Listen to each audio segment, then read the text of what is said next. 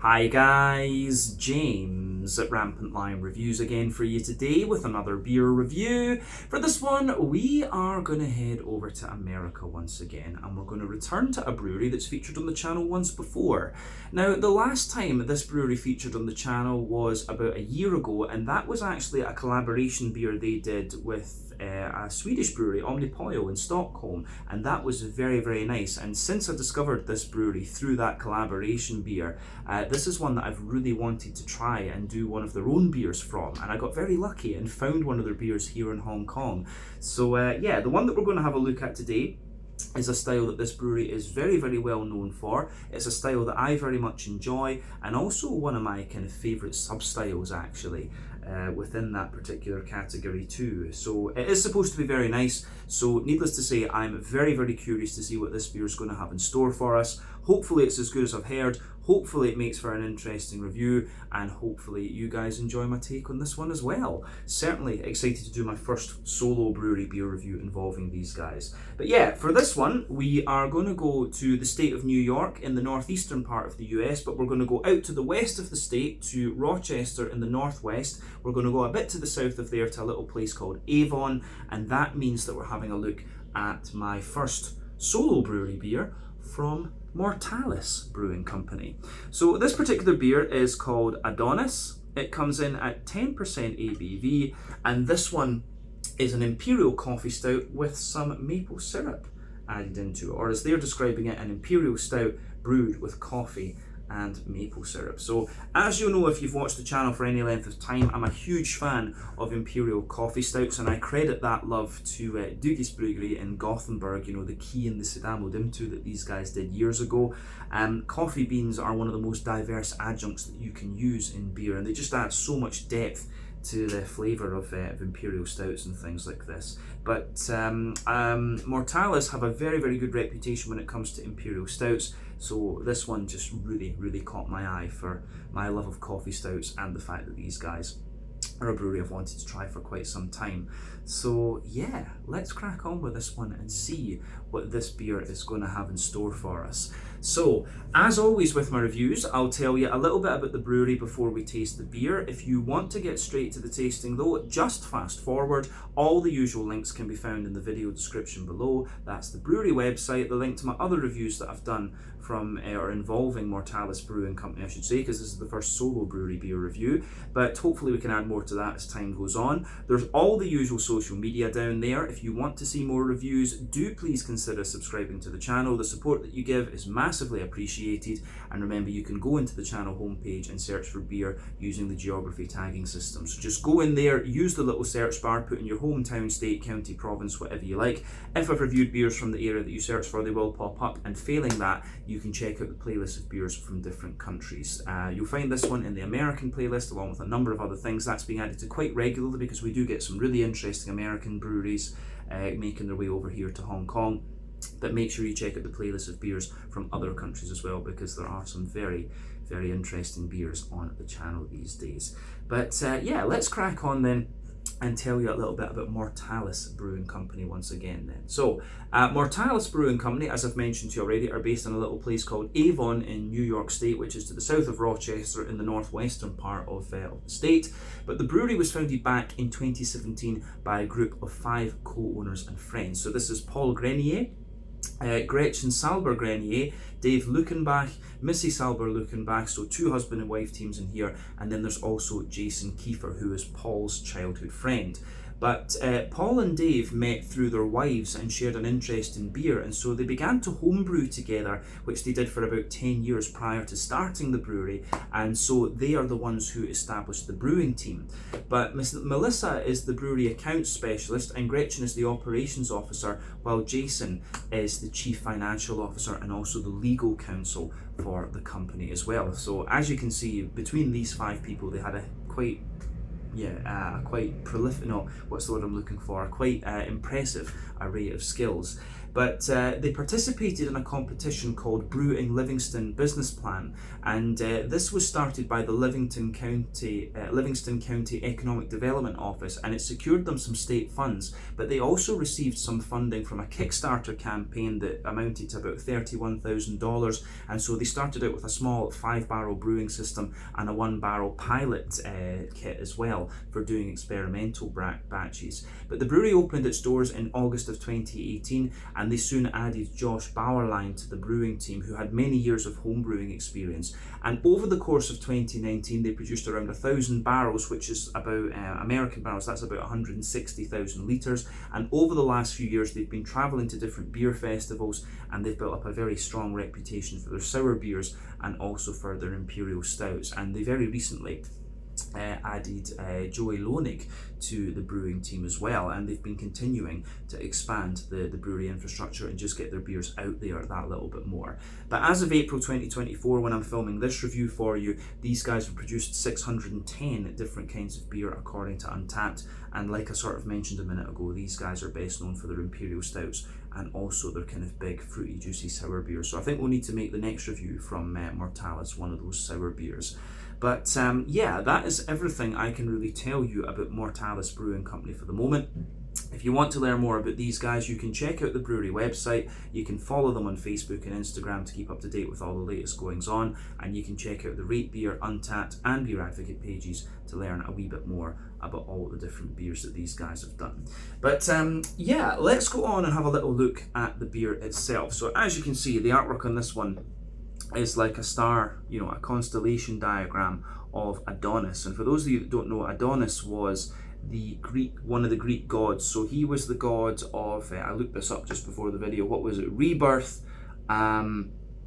beauty, and wellness, if I remember correctly. It was something like that, beauty and wellness. So yeah, rebirth, the change of the seasons, that was it, that was the other one. So yeah, quite like that. A lot of the Mortalis beers are of course named after the Greek gods and things like this. But this is one American pint, 16 fluid ounces if you're using the Freedom unit scale, but 1 American pint is 473 millilitres for those of us that use the far more sensible metric system, which is basically everybody.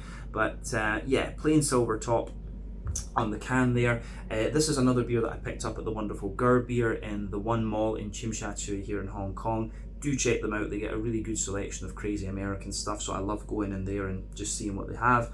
But yeah, I'll put the link to their Facebook page in the video description below. But as I said earlier, this one is a 10% Imperial Stout brewed with coffee and maple syrup. Apparently the idea behind brewing this beer was to celebrate adjuncts that were available in Western New York, and it's brewed using Colombian Julia coffee beans from the Fuego Coffee Roastery, or Fuego's Coffee Roastery as it's called, and it didn't say very much in the Untappd page about the particular maple syrup that they've used in this one, so I honestly couldn't tell you. But they're quite close to Canada, so maybe they're using some of the Canadian stuff. But yeah, interesting beer, this one. The artwork, as you can see, is absolutely lovely. That's one of the Mortalis Brewing Company symbols there, and there you can see the other side of the can as well. This beer cost me, I think, 140 Hong Kong dollars, which is about £14 sterling, somewhere in the region of like $16 American, maybe about 15 euros, something like that. So yeah, I did pay a little bit more for this one, but it was a kind of fuck it, why not moment. But yeah, let's get this guy out into the glass and see how we get on. Really, really looking forward to this. If I can get it, there we go. Couldn't get my nail under that one to open it up. But yeah, this is going to be a sipper over the next hour or so, just to enjoy. So I think this is going to be bloody good. I've been wanting to try this beer. I think I've had this one for about 2 weeks or something now, and I've been looking forward to having a go at this. And I'll tell you, I've only just poured it there, but the whiff of aroma you get is great. So before the head disappears on this one, you can see we've got maybe 80% of the beer out and into the glass, but it's got a finger, about a half finger, sorry, of a very nice dark sort of tan head. I'll just let you guys have a wee look at that up here. You can see medium-sized bubbles on the surface of the liquid. It does get a little bit foamier up the further you go. You can see there's some nice condensation on the glass there, but yeah, very, very nice looking beer, this one, I have to say. That head is fading away to just be a very thin foamy layer on the top, but you've got that nice kind of thicker ring just around the edge of the glass too, but one or two big bubbles sticking toward the side of the glass there, a few little ones going up toward the bottom of the head, but overall it does look pretty damn nice, this one. As you can see, the beer is a lovely sort of dark ebony rosewood colour. That's what you expect of the Imperial Stout. Remember, the colour of your beer depends on a few different kind of things, mainly the type of malts that you use. That goes a long way to determining your EBC rating. Length of your wort boil is also going to play a role, because the longer you boil the wort, the more the sugars caramelise unless you get a darker colour beer. Any barrel aging you do or any adjuncts you put into the beer will affect its colour as well. But when it comes to black beers like Imperial Stouts and Imperial Porters, it's very, very difficult to actually affect the colour of those beers with things. I've only ever seen it done once, and that was an Estonian brewery who put like beets into the beer, and it turned this kind of purple. It's like this sort of purple Imperial Stout. But yeah, anyway, I think we've said everything we need to about the appearance of this one. Not much in the way of visible carbonation. So let's have a wee look at the aroma of this one then and see what it has in store for us. Oh man, that is lovely. Yeah, this thing is a monster.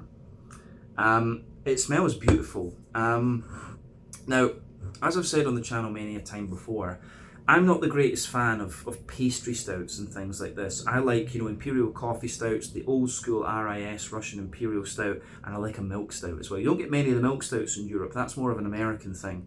But I've got a feeling that this one will be quite good. But the reason I say that is this beer does have a wee bit of that kind of granola pastry stout type quality, and I can smell that out of it. But I have a feeling that this is going to be pretty good actually. But like I said earlier, I love Imperial coffee stouts, and the main reason for that is just the diversity of the coffee bean. These are as diverse as the different kinds of hops and things that you use.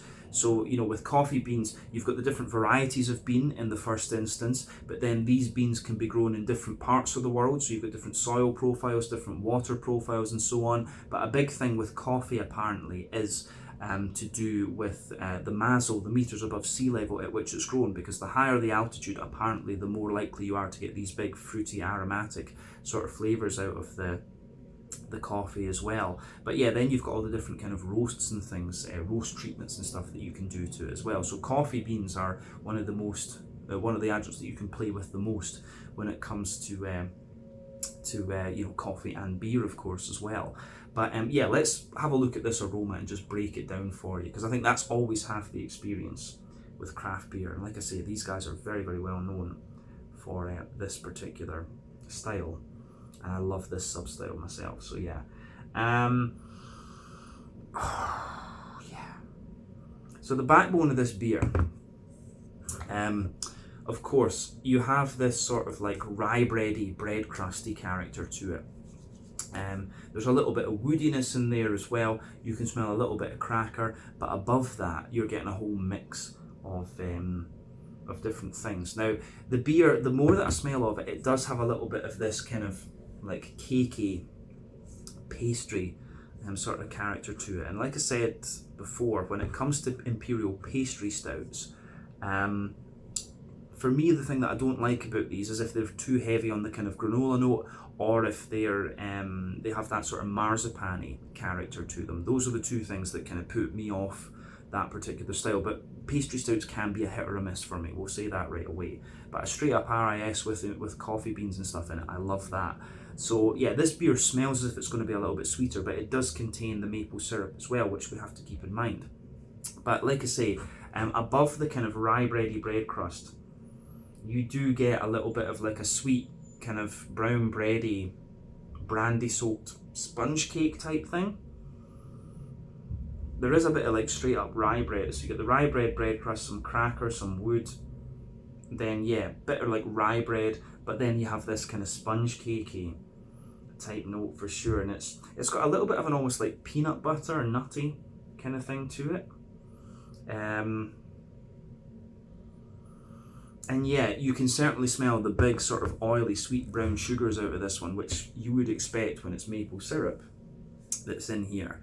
But yeah, two of the things you can do with Imperial Stouts to sort of play with them is that you can do a double mash, which gives you this really big, thick, sticky mouthfeel. That's quite common in Imperial pastry stouts. But the other thing you can do is do a longer wort boil to give you kind of really leathery brown sugary notes, and that's becoming less common these days. I feel it's more about the double mash these days, especially with the younger craft brewers that are popping up. But with this particular beer, you can smell that big, sweet, sticky, you can smell that big, sweet, sticky Imperial, sort of big brown sugary character coming out of this one. I wouldn't say this beer doesn't have an overly leathery characteristic to its brown sugar, but it's quite, it really is kind of smooth in a sense too. So there's definitely a wee bit of treacle and molasses in there for sure. And there is a lot of sweet caramel too, but yeah, the maple syrup kind of dominates in this one. The more that I smell of it, I'm getting a little bit of chocolate as well, and it's kind of like a fudgy chocolate almost. Yeah, it's almost like a sort of vanilla fudge type chocolate that you get out of this. So yeah, the chocolatey notes for me are kind of like, 50% cocoa chocolate, not 40. 30 and 40 to me is more milk chocolate, but yeah, it's maybe about 50% cocoa chocolate in this one. You can smell that. So the chocolate does have that degree of sweetness as well as the very dark type notes as well. But all in all, the way that this kind of pieces together, I think, is very, very nice. And what I would say about this, it's quite surprising actually. For me, the coffee, it is there, but it takes a little bit of a kind of back seat. It's almost like it's a kind of cafe latte type thing. It's just got that bit of smoothness to it. But the coffee beans come out at the back of the nose, and for me, so it has like a very smooth, earthy roast to it. There is like a little bit of floral aromaticity almost. And then you have a wee bit of, you certainly have a little bit of a more, I would say, there's certainly a wee bit of a more,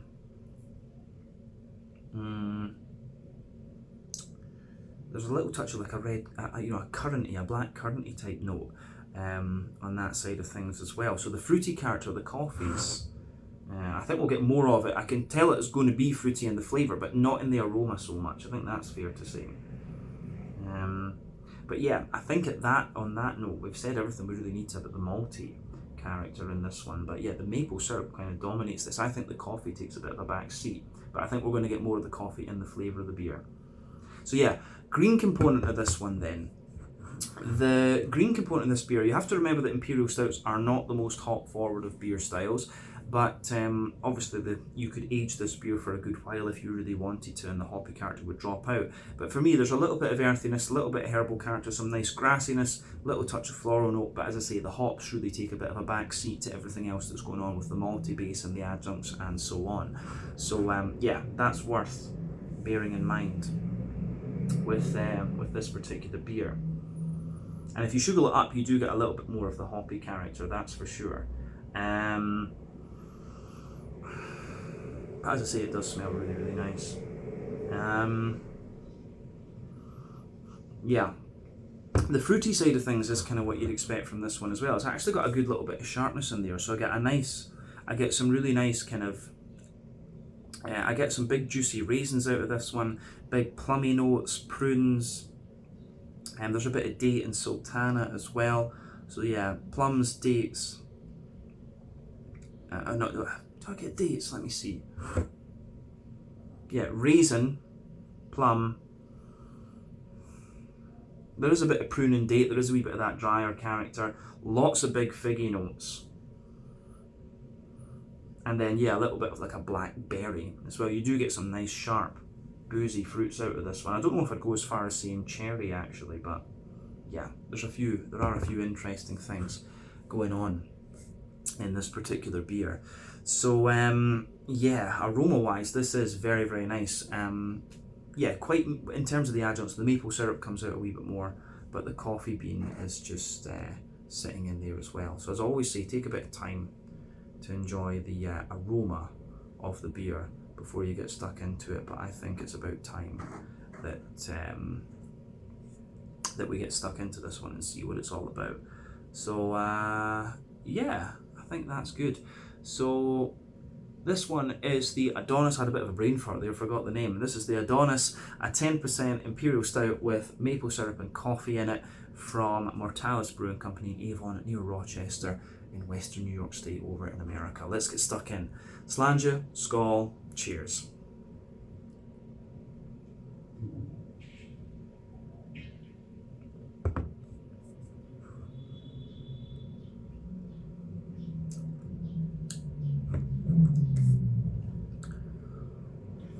Ooh, that's lovely. That is very, very smooth. Yeah, I don't think I've had a stout that really has this particular vibe to it before. And you know, I love, as I say, I love my Imperial coffee stouts. Some of the Brazilian Imperial stouts I had, the Brazilian stuff is some of the best in the world. But the way this goes together is just beautiful. It's really, really nice. So if this is a sort of an indicator of any description for what Mortalis Brewing are doing, you really can see why these guys are quite so highly rated. This is a great beer, so it gets a big thumbs up from me. Yeah.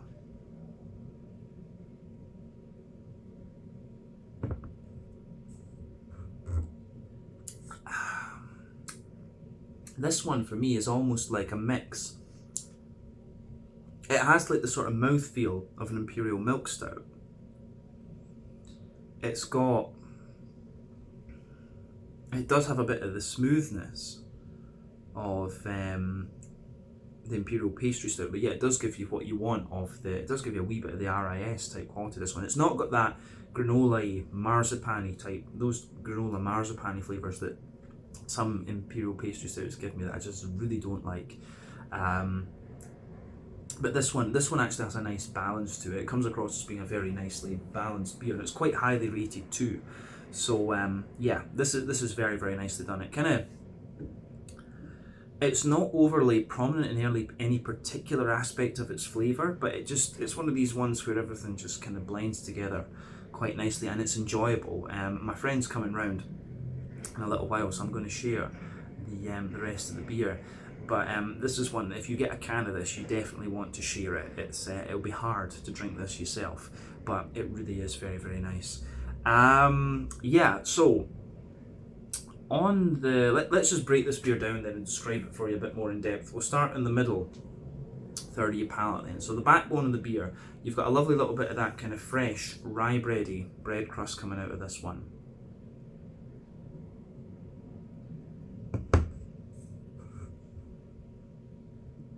Yeah, so a lovely little bit of kind of rye bready bread crust in the backbone of the beer. As you move further forward on that middle third of your palate, you get a little bit of a kind of woody character out of this one. So yeah, a little bit of woodiness in there. I would say, yeah, rye bread, a little bit of woodiness. Then you do have a kind of thinner layer of like sweet rye bread in there, and maybe a layer of like a wholemeal brown bread above that. But then beyond that, it's quite it really is quite sort of cakey almost. It's more like a kind of sponge cakey note that you get out of this one. So yeah.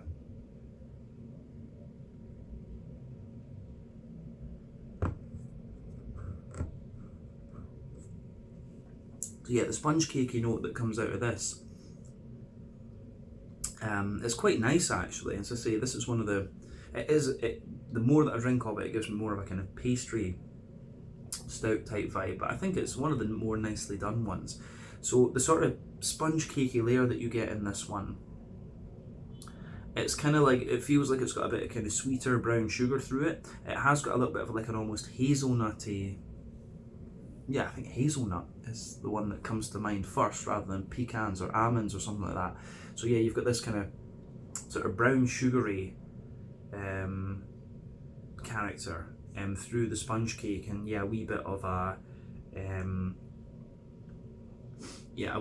more almondy, a wee bit of a more kind of hazelnutty type quality throughout that. But then above the that sponge cakey layer, you start to get the kind of cocoa nibby, chocolatey flavours coming out of the beer. And I say cocoa nibs because it has that little bit of a more dry, powdery type chocolate to it, which is interesting.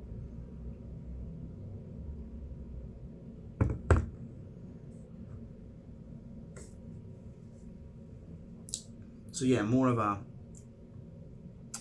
cocoa nibby chocolate. You go to the back of that middle third of your palate, you can feel it has maybe more of a sort of 60% cocoa chocolate type quality to it, and you can feel the dryness of the cocoa nibs. But as you move further forward on that middle third of your palate, just sitting above the cake, almost has a little bit of that cake crusty quality incidentally on the top. But yeah, you can feel as you move further forward, it gives you more, you get more and more of a sort of milky chocolate. So it goes from like 60% cocoa at the back to being more like 30-40% cocoa at the front of that middle third of your palate. And you get a wee touch of like vanilla or something in there as well. Above that layer, you start to get the the brown sugary characters coming out of this beer. So you have the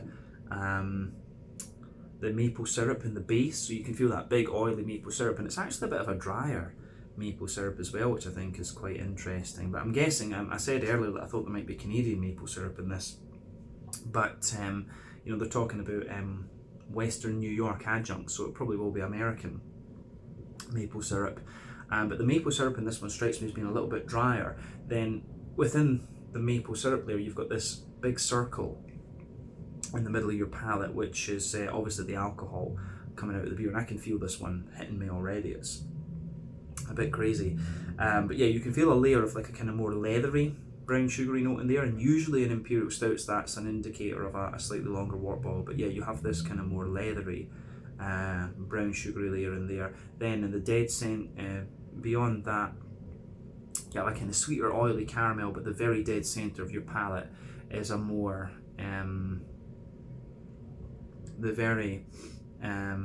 dead centre of your palate is a more treacle molasses type deal, and you get a wee bit of nuttiness and a wee bit of vanilla into the aftertaste as well, and of course the maple syrup. But I think when we say that, we've covered everything we need to about the middle third of your palate, and that's where the majority of the complexity in this beer actually is. So let's go to the back third of the palate. Bear in mind, as always say, sweeter flavours come out further forward on the palate, more dry and bitter flavours come out further back, and the back third of your palate is going to give you similar flavours to the middle third of your palate, just at different intensities. We haven't mentioned the coffee yet either, but the coffee I think sits on the back third of the palate. So yeah, the border region between middle and back third of your palate, you can feel there's a little bit of the rye bread in the base, the wholemeal bread above that, then the more sponge cakey type thing, and a wee bit of the more toasty cocoa nibby characters on top there. But yeah, the base of the back third of your palate, you have the bread crust, which feels a little bit drier. You've got a little bit more of the kind of rye bready layer, which feels a little bit taller and a little bit lighter and more airy. Then the wholemeal brown bready character sits on top of that. Then you've got the sponge cake there, which again feels really light and airy, and the drier aspects of the chocolate just kind of creep over the top of that there. Like on the back third of the palate, you get a hell of a lot of kind of cocoa nib type character coming out of this one. So yeah, the way that goes together is really, really nice.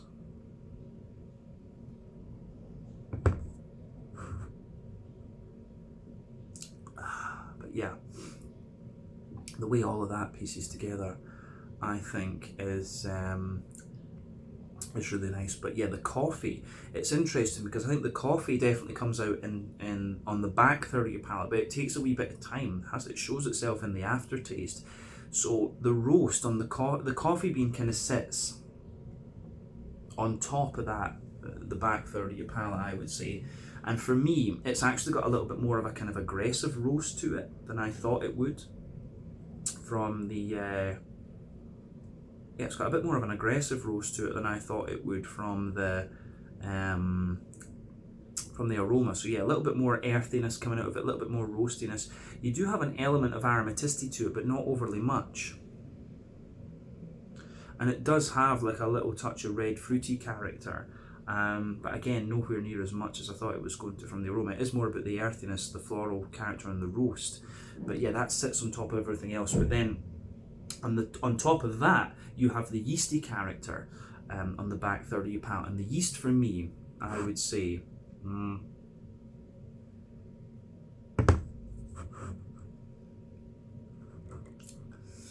Yeah, the yeast for me is more like you've got a really dense, you've got like a really dense, sweet, rye bready character in the middle. Around that, you've got like a sweeter, like brandy soaked brown bread or something. Then you've got a wee bit of like a cake crust edge around all of it, and that sits on top of everything on the back third of your palate. So yeah, definitely back third of your palate, you can feel the flavour is taller. Then as you move further forward into the middle third of your tongue, it just kind of condenses down and squashes together a wee bit more. So yeah, I think that covers everything we need to say about the yeasty and malty side of the beer, which is the most complex part. So yeah, onto the hoppy side of things then, the green component. As we said earlier, the hoppy character in an Imperial Stout is not the most important thing. And you could keep this beer a bit longer and the hoppy notes would drop out. It's not the most hop forward of styles. But yeah, back corners of the palate, you've got a little bit of earthiness there.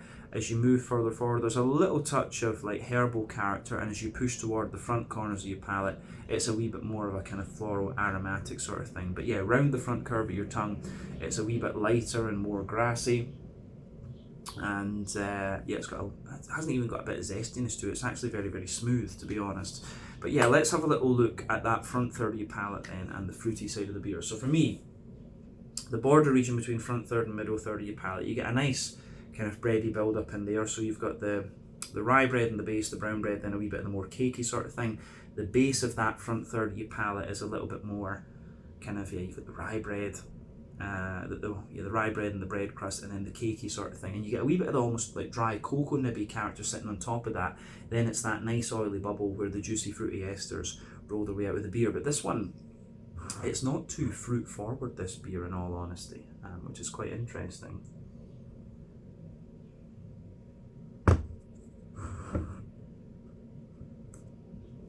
But yeah, the fruity side of it is quite nice, in fairness. Like, it's not as sharp in the fruits as it gave the impression it was going to be in the aroma. But yeah, on top of that, at the back of that front third of your palate, it's got like quite a bit of a datey sultana type base. And as you move further forward, it gives you a little bit more of a figgy character in the middle of that front third of your palate. But it's also got quite a bit of a kind of sultana note. But then yeah, the front half of that front third of your palate is more kind of like black curranty, to be honest. Like this beer really gave the impression that it was going to have more like plums, raisins, cherries and things. But it really doesn't have that pungency on the fruits, even when you first take it in.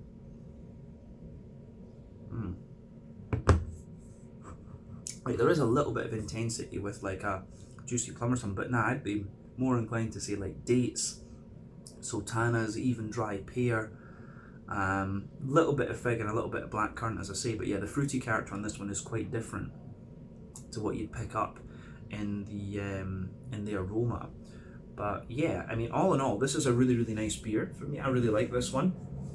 It is very heavy, so I would recommend, if you have a can of this, share it with your friend like I'm going to. But yeah, this is pretty interesting. It is a pretty interesting beer, actually. And if you like Imperial coffee stouts, you will enjoy this. Although, yeah, I would say to you, this is more of like an Imperial pastry stout with coffee rather than being an Imperial coffee stout. I think that's worth bearing in mind. So yeah, all in all, a very interesting experience, a very interesting first solo brewery beer review from Mortalis. Yeah, so let's round off this review then with a wee look at the mouthfeel. I can really feel this going to my head now. This is crazy.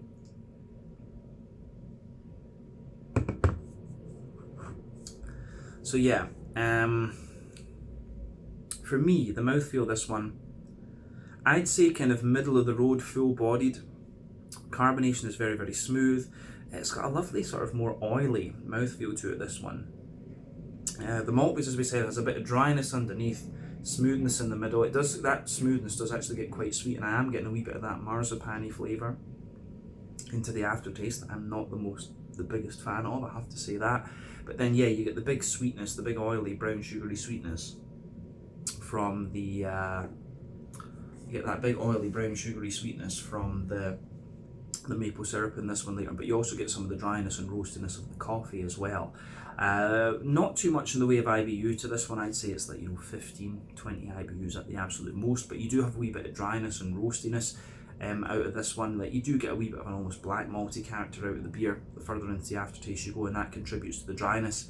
So there could be a bit of a conflation between dryness and roastiness in this beer at some stage, but then yeah, you've got that nice oily fruity character coming out of it into the aftertaste as well. But all in all, really, really interesting beer, this one. I'm glad that I finally got to try one of the Mortalis Imperial Stouts. So this was a very interesting experience. But yeah, let's leave it at that for this one. This was the Adonis, a 10% Imperial Stout with coffee and maple syrup from Mortalis Brewing Company in Avon, near Rochester in Western New York State over in America. So yeah, once again, thank you for watching my beer reviews. Until the next time, please like, subscribe, share, all the usual YouTube stuff. Let me know your own thoughts on this beer in the comment section below. Let me know what your favourite beers are from Mortalis Brewing Company as well, and we will return to these guys again at some point in the future. I need to try one of their sours and see what it's like, but yeah, the stout is pretty heavy going, I would say. Share these with a friend if you do get them, but they are very, very damn good.